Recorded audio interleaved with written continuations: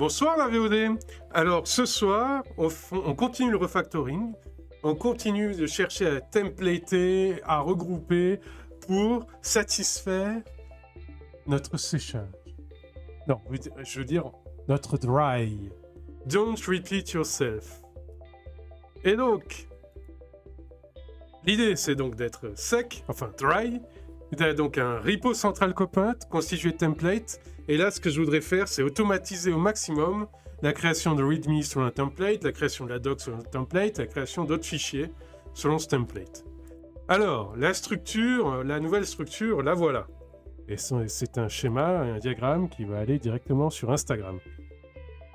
L'idée, donc, c'est d'avoir un repo, ici, copint, qui centralise un maximum de fichiers qui seront utilisés par tous les autres repos. Et qu'automatiquement, il les mette à jour dans les autres repos. C'est-à-dire que les modifications qu'on apportera à ces fichiers, on les apportera qu'à un seul endroit, ici.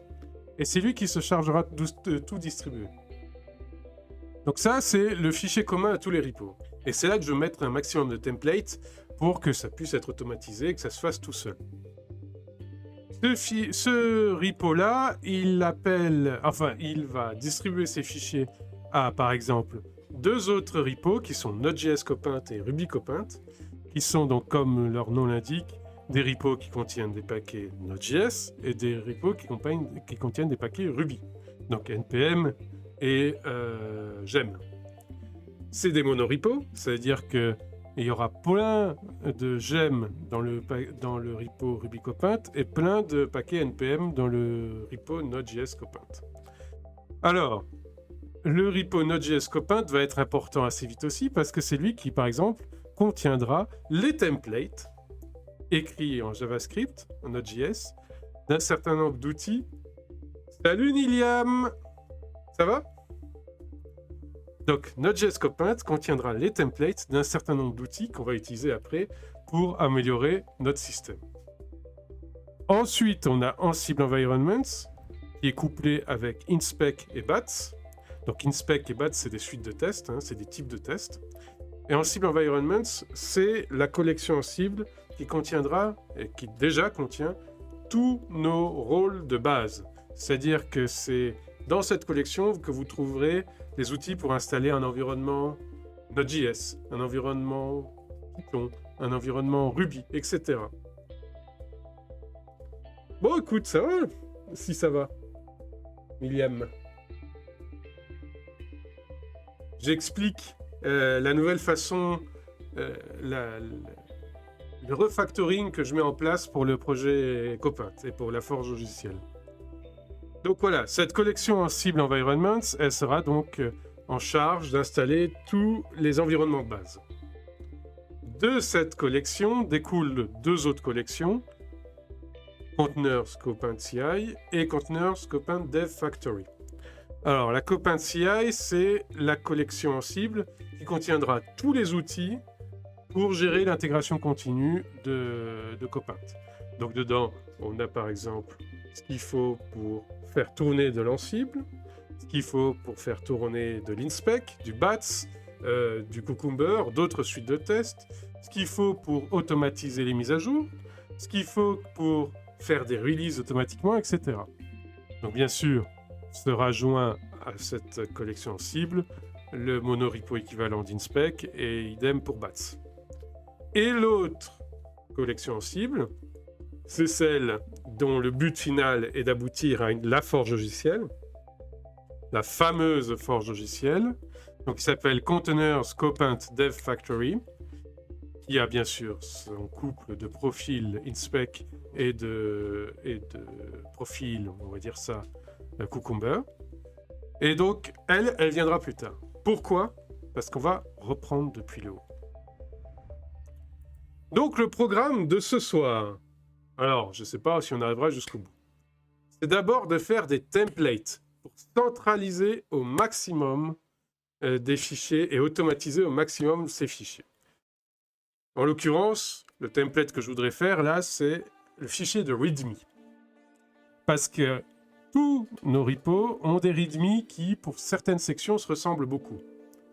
Et donc, je vais essayer de faire en sorte que ces sections, je les écris une seule fois dans le repo général et que c'est lui qui les pousse dans les autres repos. Et j'ai plus à m'en préoccuper.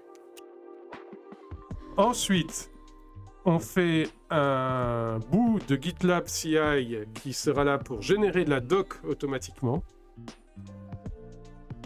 Et après, on recommence à refactorer le code, donc des différents repos que je vous ai cités juste avant, de façon sale, parce que pour l'instant, on n'a pas encore tous les outils pour les faire de façon propre. Mais l'idée, c'est que comme c'est eux-mêmes qui contiennent les outils, on les fasse les uns après les autres pour retrouver rapidement les outils, les installer et ensuite les continuer de façon propre. Voilà. Donc on commence par Ansible Environment et on va se concentrer sur l'environnement Node.js.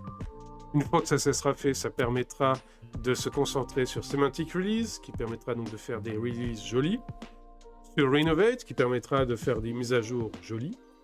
Et ensuite, on pourra mettre nos paquets Node.js pour Renovate et Semantic Release en place. Et donc tout ça permettra d'avoir un environnement d'intégration continue qui fonctionne nickel. Et après, on va pouvoir continuer proprement nos projets. Voilà, c'est le programme de ce soir. Donc, sans plus tarder, on va s'attaquer au README, au template du README. Donc, l'idée, c'est d'utiliser cette bibliothèque Node.js, que j'ai déjà installée, je crois, dans ma VM de test.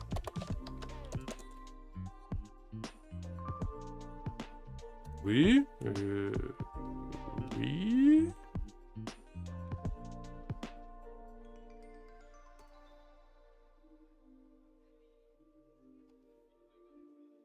Ah, c'est la commande readme tout simple qu'il appelle. D'accord.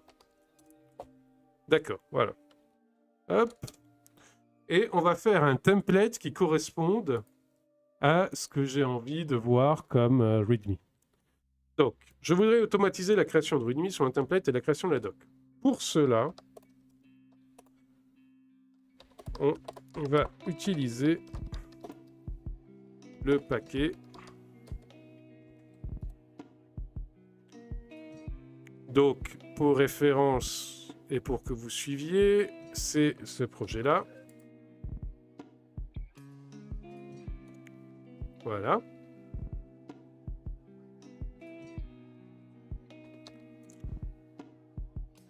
Donc, on va utiliser le paquet readme md generator.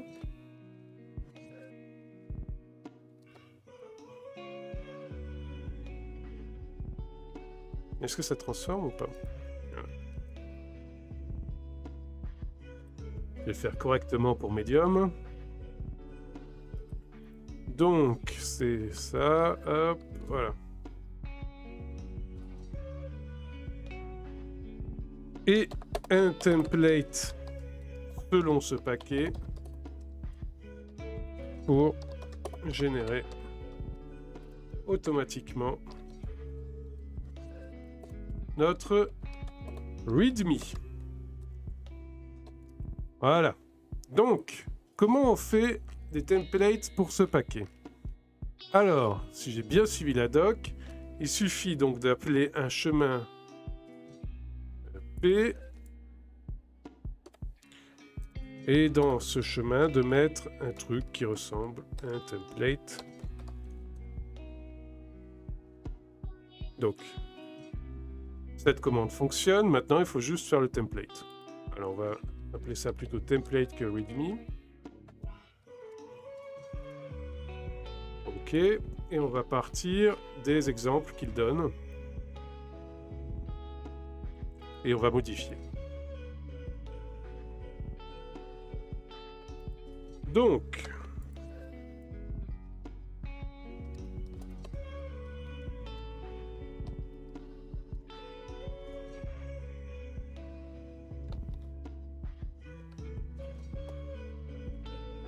project name, tests. Project version, skip, project description, hop. Ok, on a toutes les infos demandées par template. Alors, il demande à inclure un footer qui n'est pas là.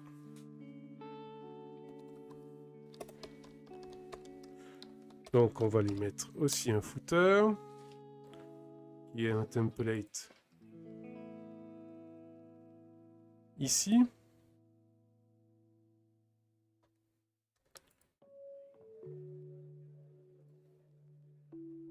Voilà.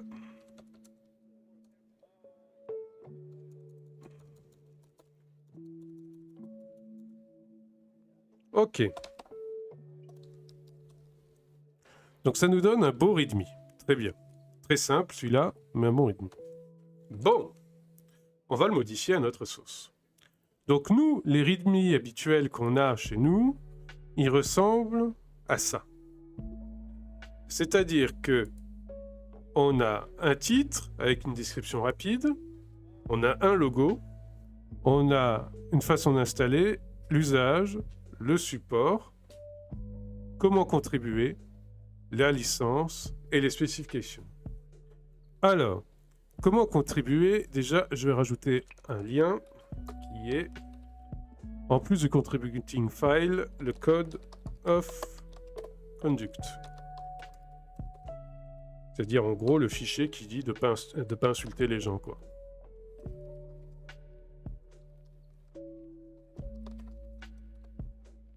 Avant, il était ensemble avec Contributing, mais Contributing ayant grossi de son côté, je me suis dit, pour que ça soit plus clair, il vaut mieux les séparer.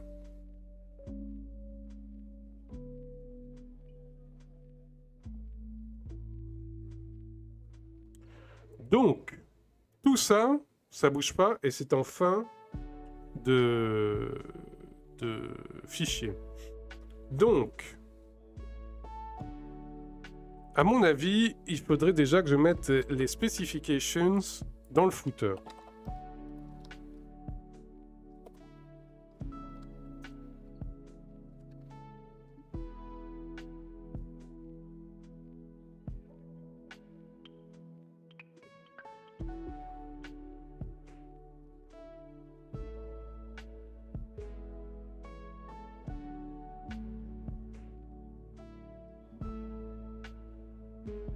Alors.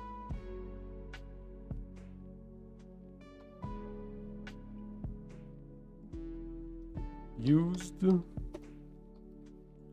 Readme specification. Et used to do specifications.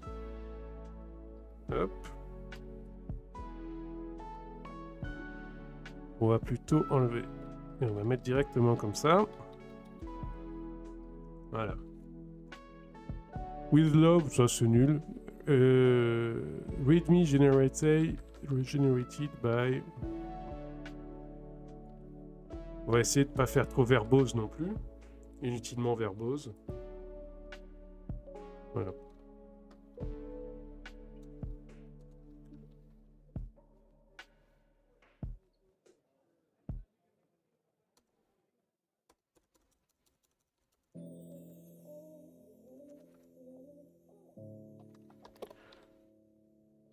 Hop. Très bien. Donc on a un footer avec les specifications. Parfait. Alors, au-dessus, on a le chemin vers la licence. C'est quand même important ça.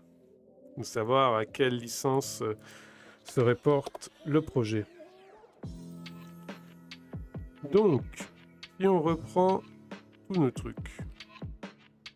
Licence...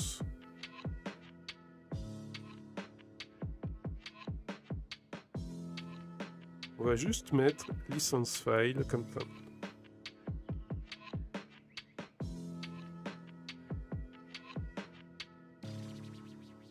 Et en droit européen, le code c'est au copyright, donc je pense qu'il va falloir mettre la commande, l'option copyright.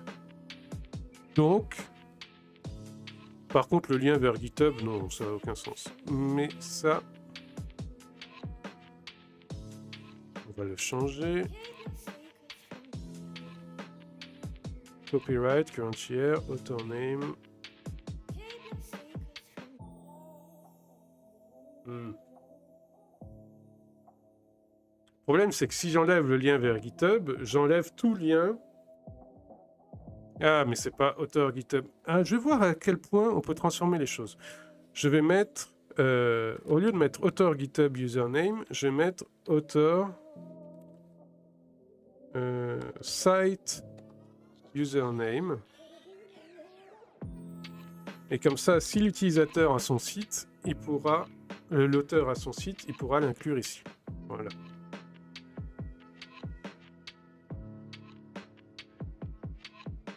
Alors, if license name et licence URL, ça on l'enlève parce que de toute façon, il y en a une. Voilà. Patreon, on verra plus tard. Je pense que pour l'instant même, on va l'enlever. On reprendra après si jamais on met en place des trucs de contribution financière. Alors, contributing file et code of conduct.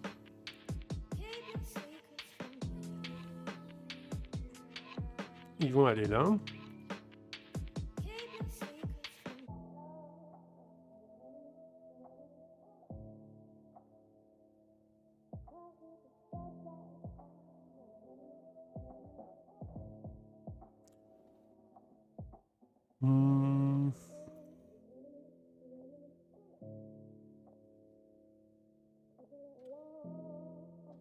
On va enlever ça, ça a peu d'intérêt. Contributions, issues and feature requests are welcome. Oui, ça c'est gentil.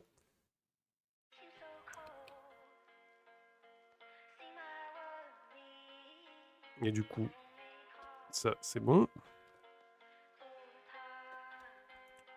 Bon, on a déjà le bas de notre README. On a support après.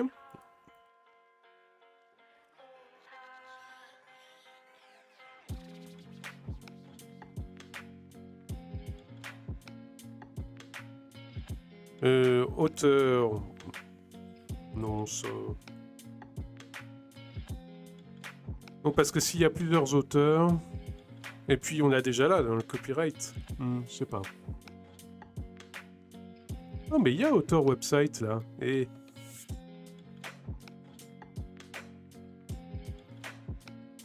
Web. Site.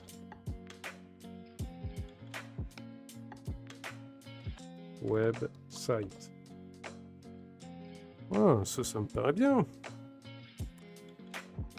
Allez, on va laisser ça. Auteur. Support. Voilà. On va le mettre là.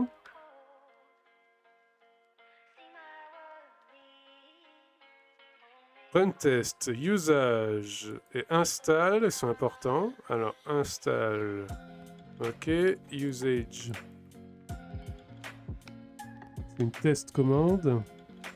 Run test, test commande. Ah ah.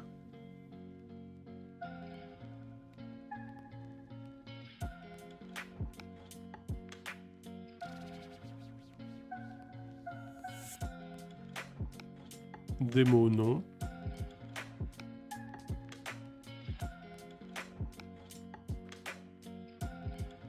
Hola, Ensam. Ça va? Et ensuite, tout ce qui est prérequis, tout ça...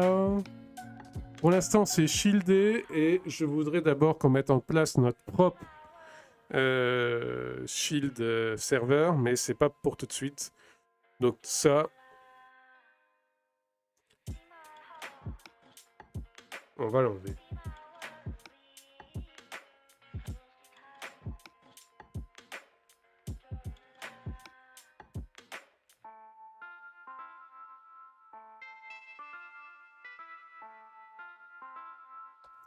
Et on remettra quand on aura un shield serveur. Et on choisira ce qu'on met. Alors, project description, ça va là. Project home page, laisse là. Les prérequis, ça peut être important, mais c'est très orienté NPM. Donc si on veut un truc général, NPM c'est pas général, c'est Node.js. Donc, et c'est intéressant les prérequis.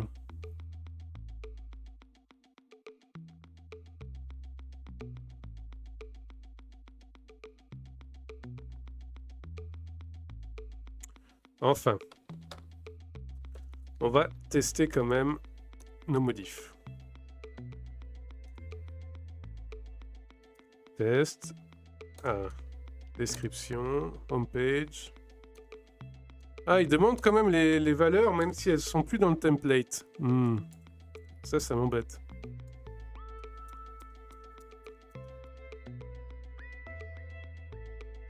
Alors...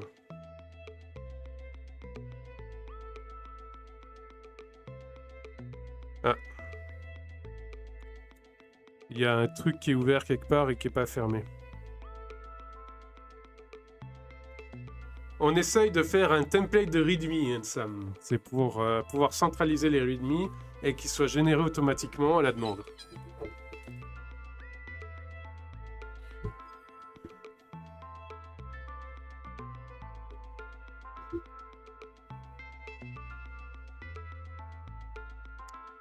Alors, où est-ce que je me suis planté et que j'ai oublié de fermer quelque chose?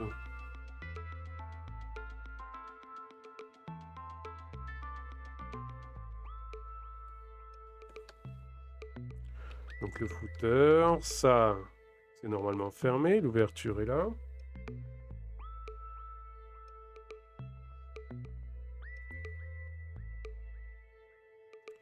Le copyright Crunchyr, c'est une simple balise. Author name, pareil. Author website, pareil.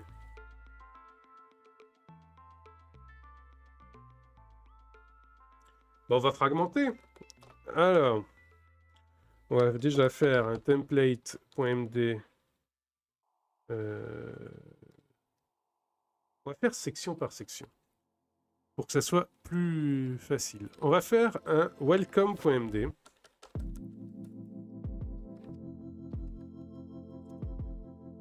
Et dedans, on va mettre tout ce qui est le header en gros. Avec le homepage. Au passage, ça c'est pas Markdown compliant. Hein. Ça doit être un 2. On peut pas aller de 1 à 3. Hein. Donc il faut qu'il y en ait un de 2. Hein.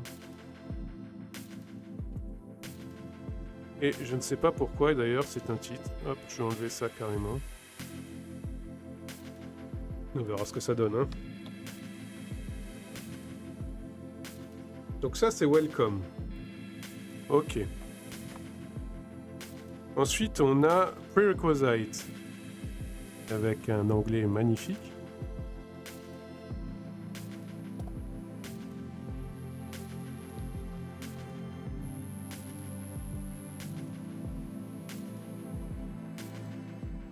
Qui s'arrête ici, je crois.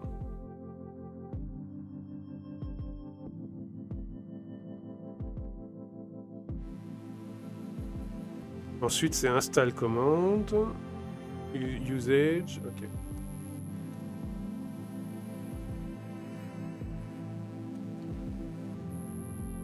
Donc, install.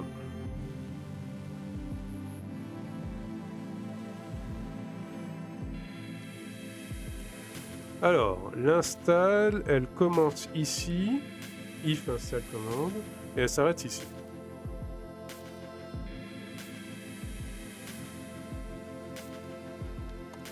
Usage. Et de faire en fait des appels comme ça permet d'affiner, de voir où est l'erreur déjà, et ensuite d'affiner petit bout par petit bout chaque élément. Ah, on fait de l'orfèvrerie, hein.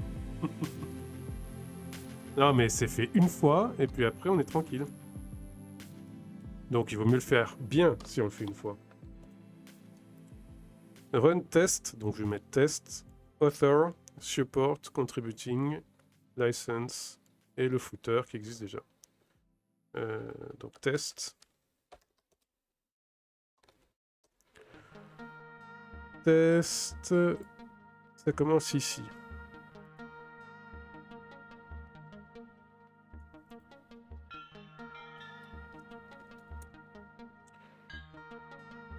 Alors, auteur.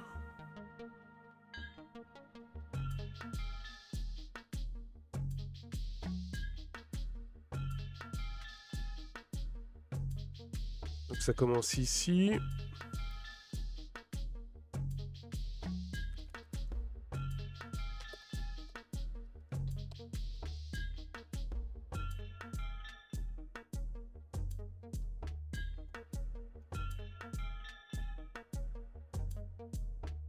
Support, contributing, license. Et on est bon. Ok. Support.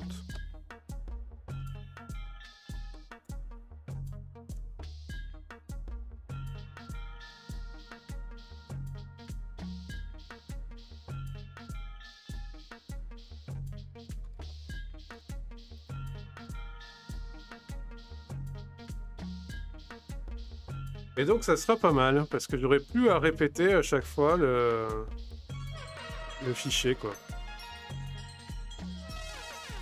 Contributing.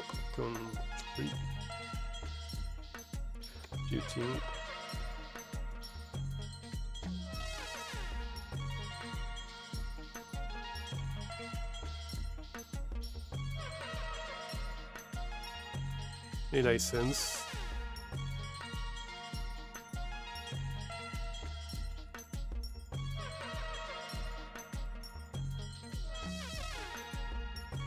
Et on sera bon.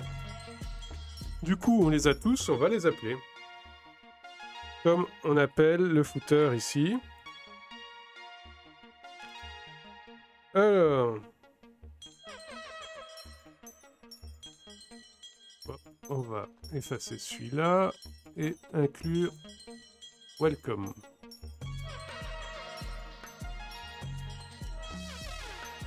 On va effacer celui-là et inclure prerequisite. Celui-là.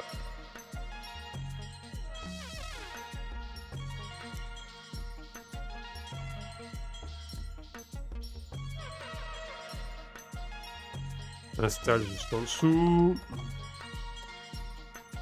En dessous c'est usage. En dessous c'est test au pluriel. Auteur.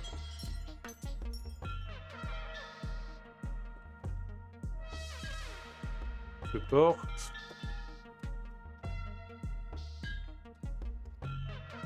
Contributing.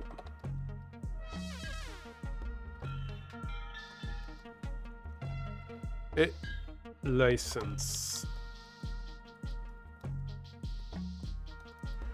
Bon.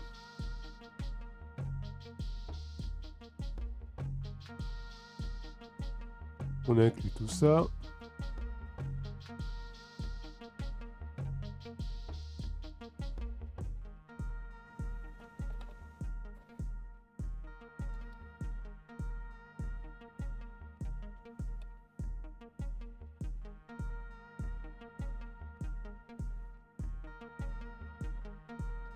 Voilà.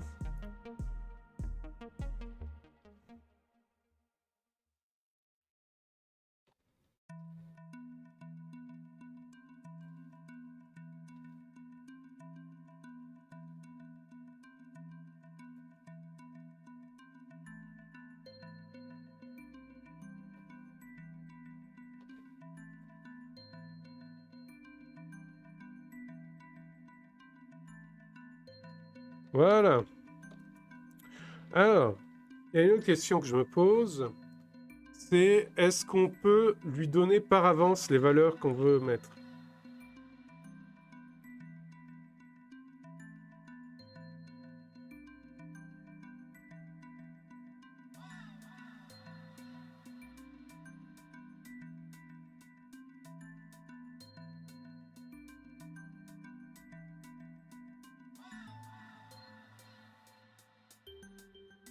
En fait, il forcerait à utiliser un package JSON pour mettre les bonnes valeurs. Attends, on va voir. Hein.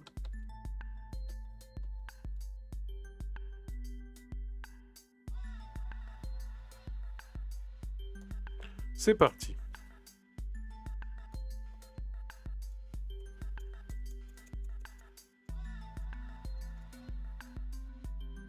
Alors.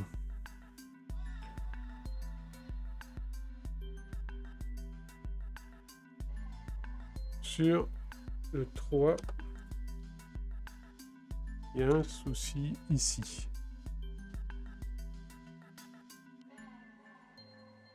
Donc il y a un souci dedans, c'est possible. On va voir. Alors comment commente déjà en JavaScript? Ça marche ou pas? Je sais plus. On va voir.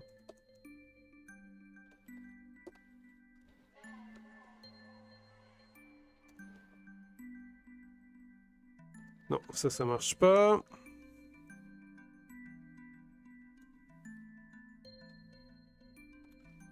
Alors... Bon, on va l'enlever, hein, et puis on le remettra. Faut juste pas l'oublier, mais bon, on a un peu plus de 5 secondes de mémoire quand même. Donc c'est bien prerequisite qui a un souci.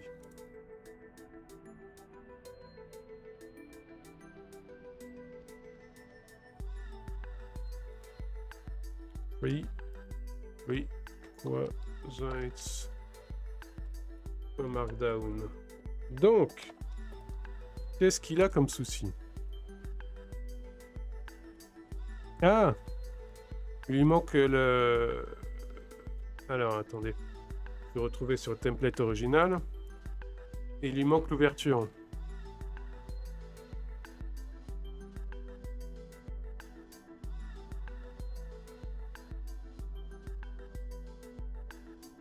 Voilà ça.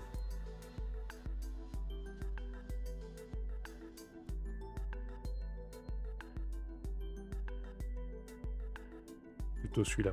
Voilà.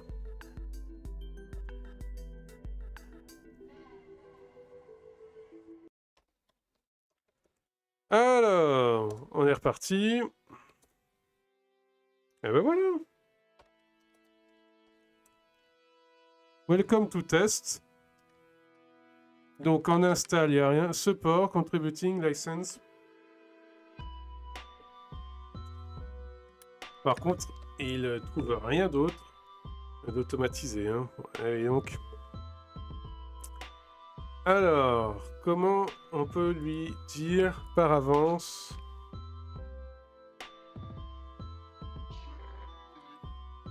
quel metadata il peut prendre? Hello world! Salut Mediou!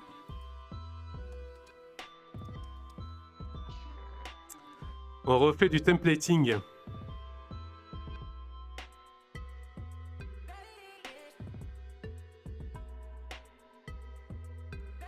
Parce qu'en fait, on cherche à centraliser nos fichiers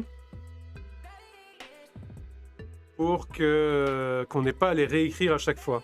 Et donc là, en fait, je suis dans la création d'un template qui permet d'automatiser l'écriture de README. Et donc ça évitera qu'à chaque fois que je fais un repo ou que je fais une mise à jour dans le repo, j'ai à réécrire ça. Ça se fera tout seul. Voilà. C'est ça l'idée. Et ça permet de toujours reconverger. Par exemple, si on trouve que dans le README, il faut rajouter une section ou quelque chose comme ça, on la rajoute à un seul endroit.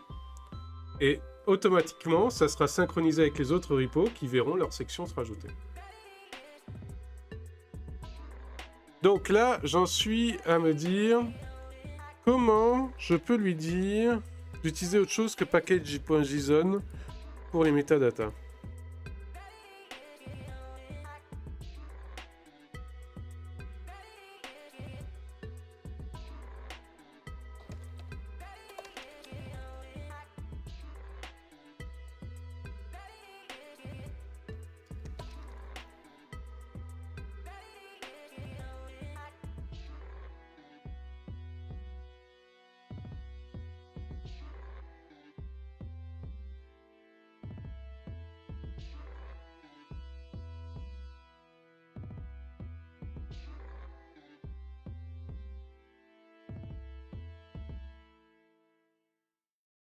Parce que si j'ai bien compris, il chope ses métadatas de package.json. Sauf que package.json, c'est un format pour Node.js. Et donc si je mets ça, ça va gueuler de partout pour les outils qui checkent du Node.js. Donc je voudrais pouvoir modifier l'appel à package.json en autre chose. Je mettrai les métadatas propres à chaque projet.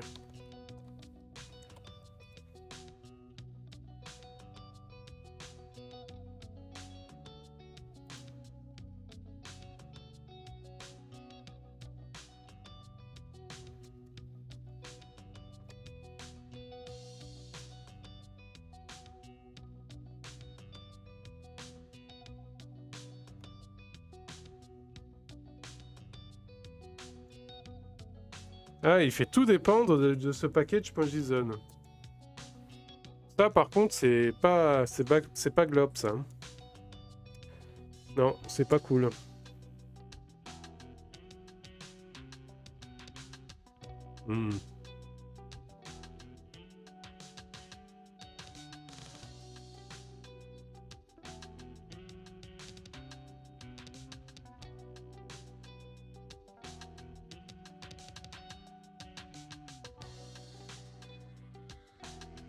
Ah, voilà.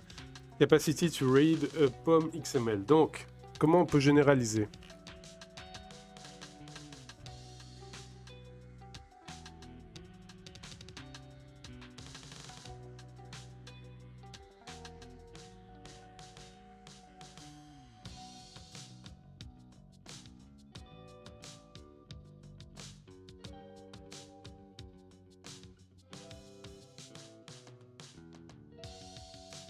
Add file detection. Mais non!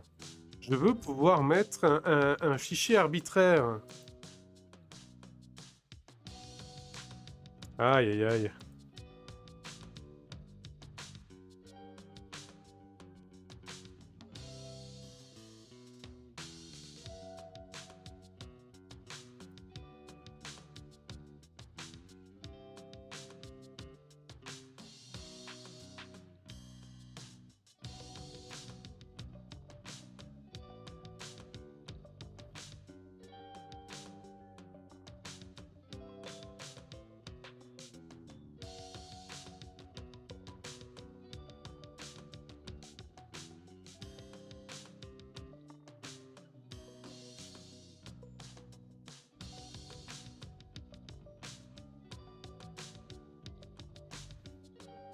Apparemment, lui, il parle d'un project info.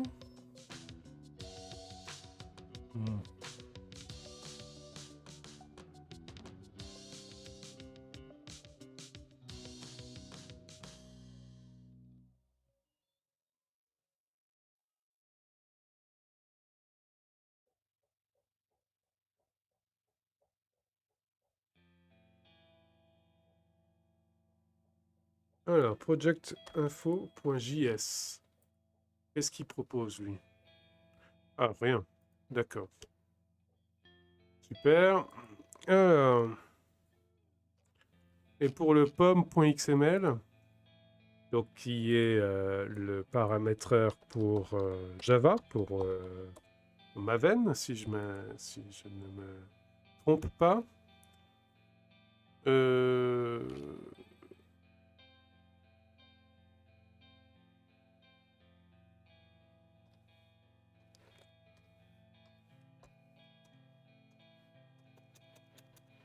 Il n'a pas un commit?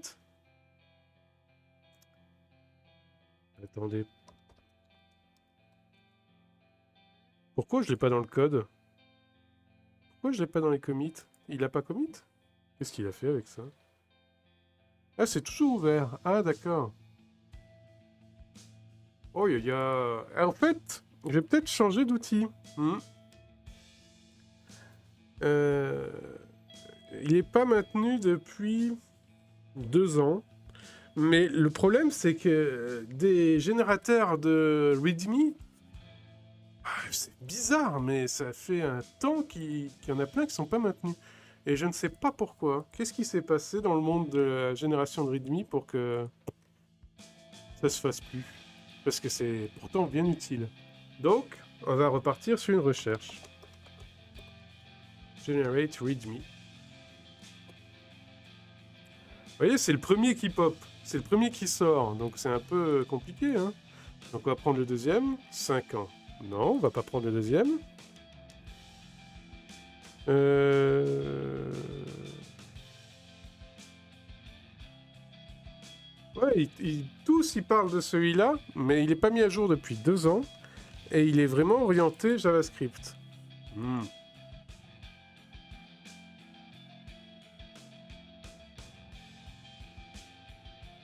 Finalement, c'est moyen. Je voudrais un truc plus général, où en fait, on ait un fichier quelque part où on met juste les variables qu'on veut.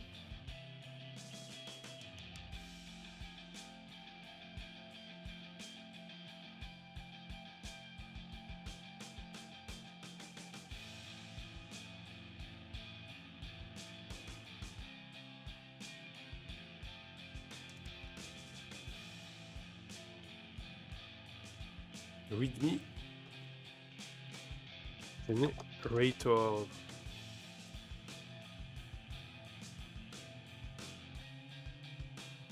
Donc ça, c'est un truc entièrement en ligne pour générer du README. C'est pas... Non. Non.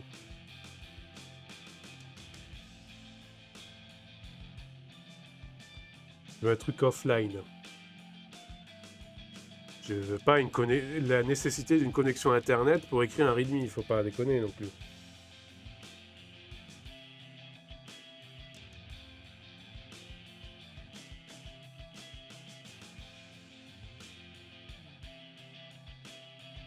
Alors, JS Fiddle README Generator. Donc ouais, on va changer notre fusil d'épaule et on va voir ce que c'est ça. 7 mois. Il y a 7 mois. Mais 5 commits, il n'y a pas tellement de mainteneurs.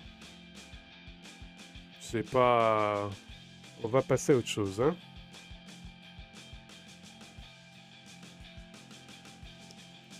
Markdown README Generator en Python.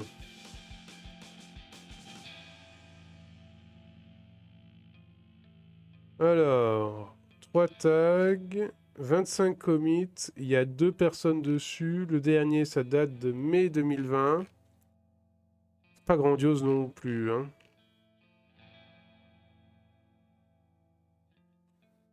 On va le laisser dans un coin et on va voir s'il n'y a pas mieux.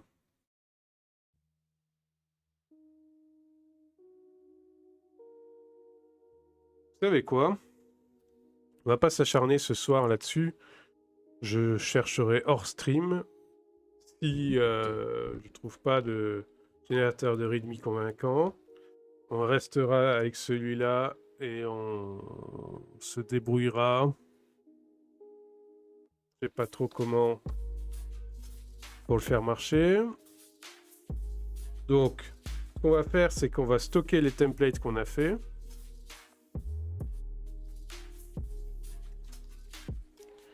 Quitte à les réécrire si on trouve un autre générateur. Et puis on va passer à la suite.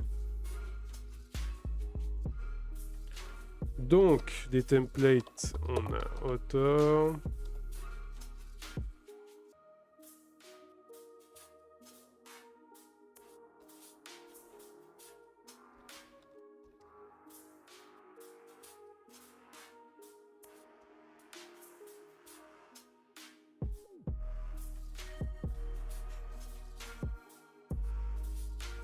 Voilà, on a contributing.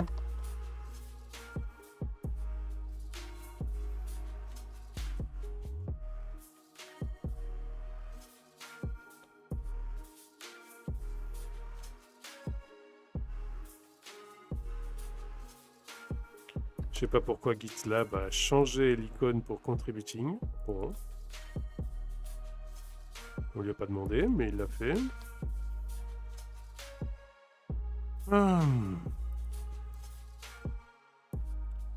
Le majuscule, contributing majuscule, ça va. Le contributing minuscule, il change l'icône. Bon. Footer.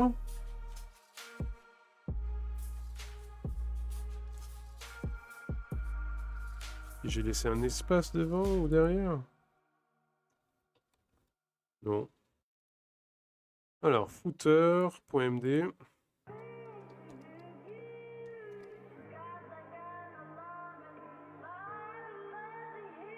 Ok. Installe.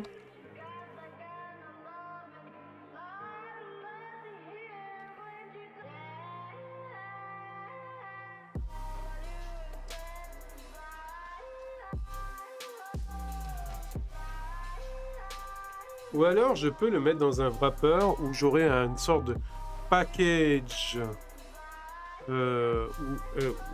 En fait, je nommerai le fichier package différemment. On va voir. On va voir. Le problème, c'est ce qui me dérange le plus, c'est pas ça, c'est que ça soit pas maintenu depuis 2 ans. C'est ça qui me dérange le plus.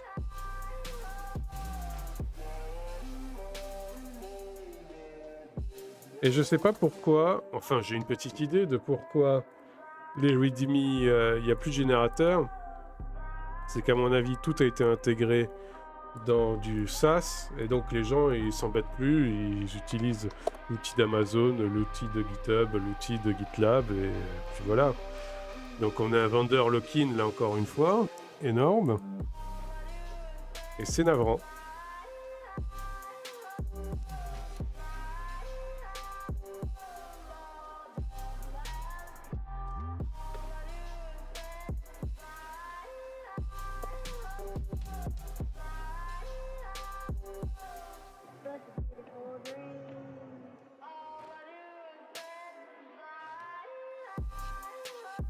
Je l'avais mal copié. Hop. Support. .md.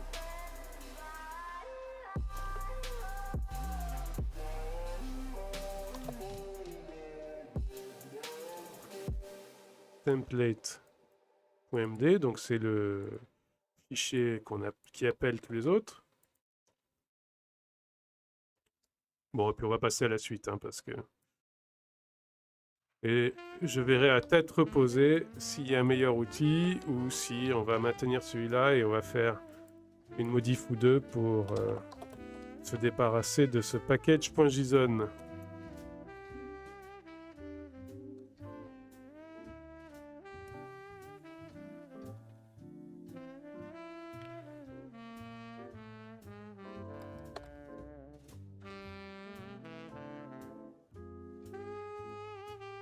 Voilà.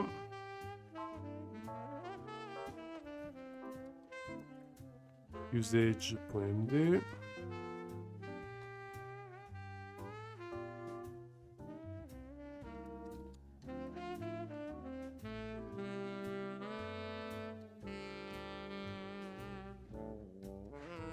Et welcome.md.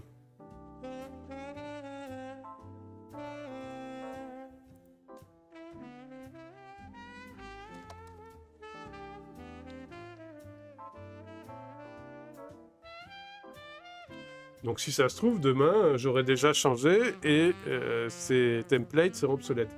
Mais elles seront une base pour la suite. Déjà dans la structure, on a toutes les sections du template qu'on veut. Author, contributing, footer, install, licence, prerequisite, support, template, test, usage. Et donc, on reprendra ces sections et il faudra juste modifier en fonction. Bref, passons à la suite. Donc, create readme template for, c'est fait. Put it in artifact, c'est fait. Même si on n'est pas convaincu que ça soit super cool, génial. Donc ensuite, on veut faire un GitLab CI spécifique à la génération de doc. Pour pouvoir se débarrasser de ça aussi. Et donc faire automatiquement notre doc.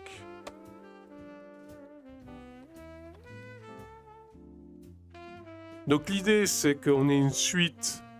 comme le lint là, qu'on ait une suite d'outils qui génèrent de la doc, qui repèrent s'ils sont dans un répertoire où ils peuvent générer de la doc, et s'ils peuvent, et qu'ils le fassent.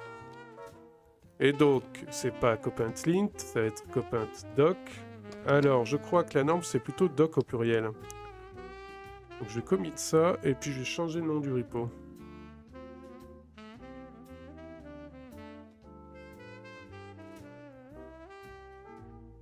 Voilà. Donc copint.doc markdown, copint.doc En cible, copain de doc, Docker, shell. En fait, c'est voilà, c'est en fonction des langages, c'est pareil. Hein. Ça lint pas, ça fait la doc. Alors JSON, YML, non, mais shell, oui, mais JSON, ça va être Node.js. Voilà. On va mettre ensuite Ruby.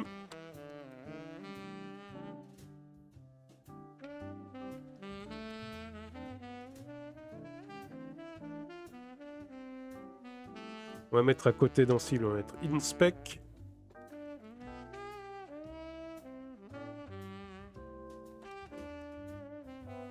Shell, ça prendra Bash et Bats. Je pense que ça prendra les deux.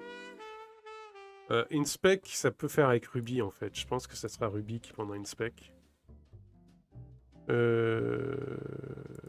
Copain doc. Cucumber. Même si Cucumber, il va la générer lui-même. C'est le principe de Cucumber. Comme Inspec d'ailleurs. Donc en fait, lui, il est un peu sans intérêt. Parce qu'il va générer sa doc tout seul au moment des tests. Et Inspec, pareil. Donc on a Ansible. On a Docker qui est pour l'instant commenté. Le Markdown, c'est déjà de la doc. Donc faire une doc de Markdown, si il y a le tree. Il y a... alors je vous expliquerai ce que c'est. C'est... mais ça devrait venir après les autres en fait. Parce que l'idée, c'est qu'on génère un... Comment ça s'appelle ? Un sommaire dans le fichier doc qui soit linké automatiquement en README. Et ce sommaire, il est généré automatiquement en fonction des autres fichiers doc et de l'arborescence de fichiers et dossiers doc dans le dossier. Et comme ça, dès le README, on peut cliquer sur le lien et naviguer dans la doc tranquille. Voilà, c'est ça l'idée. Donc, il y aura ça, mais je pense... Bon, déjà, ça va être en stage doc. Doc. Voilà. Donc, tree of content. Ensuite, ça, c'est du doc. Ça, c'est du doc. Ça, c'est du doc. Ça aussi. Et en fait, le doc-toc, il ira après les tests même. Parce que les tests même vont générer de la doc. Vous voyez le truc ou pas? Je parle un peu abscon, je comprends. Mais... Alors.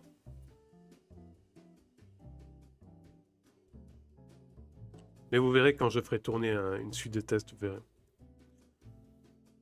Donc pour l'instant, en termes de doc, quels outils on a? On a Ansible Doctor qui prétend faire de la doc.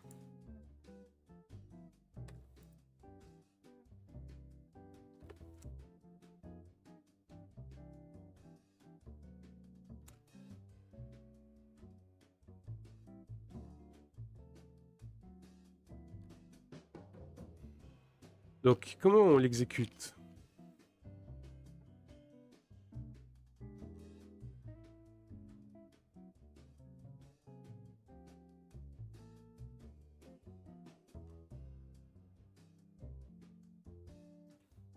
Alors DocToc, lui, c'est lui que j'aimerais utiliser peut-être pour générer justement le tree of contents en fonction de la doc qu'il trouve.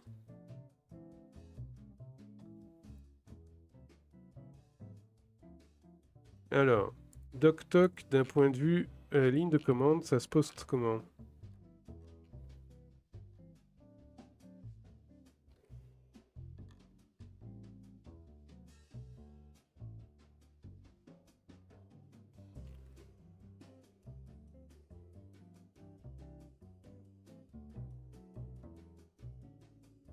Je pense que c'est simplement... On se déplace dans le dossier doc. C'est des docs. C'est des docs. N'autocomplète pas. Voilà. Et dedans, on applique doctoc. On verra après. Hein. Là, c'est le canevas général. Alors... Je vois par exemple qu'ici, on a un linter en cible qui fait aussi YML. Ça, c'est redondant. Donc, on va faire juste en cible lint et l'YML, il est là. Donc, ça sert à rien de le faire deux fois. Ça, c'est la petite touche. Alors, pour en cible, qu'est-ce qu'il peut nous dire, lui? En cible doctor, comment on l'utilise?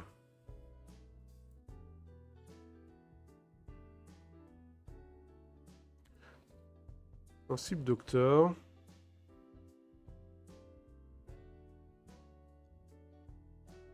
Alors, est-ce qu'il est compatible collection? On verra ça.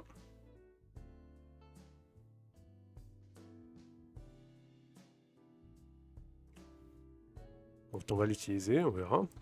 Et il demande un output dir. Donc, O. Je vais mettre en toutes lettres pour qu'on puisse comprendre ce que c'est. Qui est le dossier docs. Voilà. Docker, je ne me suis pas penché sur la question. Shell. Parce qu'on a tellement peu de Dockerfile, ils sont tellement fins que je ne vais pas prioriser ça pour le moment. Shell, lui, on en a la doc à faire en Shell. Et pour l'instant, j'ai trouvé chdoc parce qu'il y a une époque où il existait un outil qui s'appelait Choco, mais Choco n'est pas maintenu depuis des années. Et donc là, le truc maintenu que j'ai vu, c'est chdoc. Je sais pas ce que ça vaut du tout. En plus, il n'y a pas de release. Je crois qu'il n'y a pas de tag. Non, zero tag, c'est marqué là. Donc, du point de vue packaging, je trouve ça déjà moyen. Mais bon.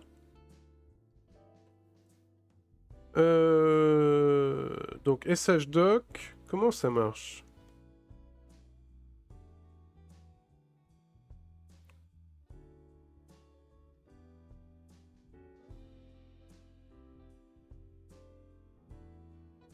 On va trouver tous les trucs qui se finissent par sh.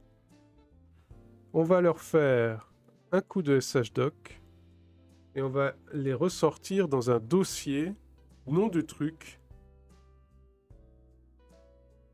Donc avec ça, on trouve tous les trucs qui finissent par sh. Là, c'est pour shellcheck. On les ingère dans shellcheck.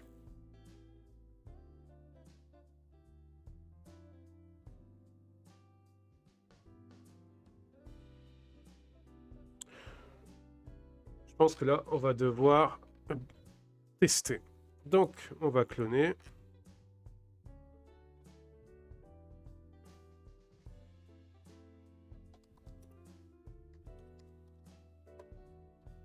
Shdoc test.